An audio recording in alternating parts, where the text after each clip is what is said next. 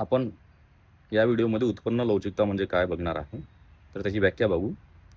उत्पन्न लवचिकता म्हणजे उपभोक्त्याच्या उत्पन्नातील बदलाचा मागणीत जो प्रमाणशीर बदल होतो त्याला त्याची उत्पन्न लवचिकता असे म्हणतात.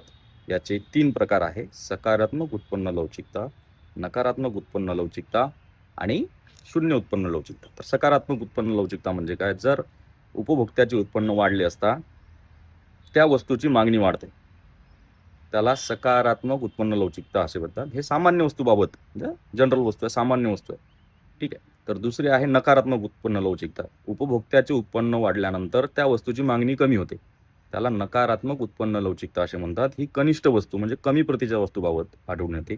आणि एक आहे शून्य उत्पन्न लवचिकता, म्हणजे उपभोक्त्याचे उत्पन्न वाढले किंवा कमी झाले तर तो त्याच्या कन्झम्पशनमध्ये किंवा त्याच्या मागणीमध्ये कोणतेही बदल घडवत नाही, तर त्याला शून्य उत्पन्न लवचिकता असे म्हणतात. हे जीवनावश्यक वस्तूच्या बाबतीत आपल्याला दिसून येतं.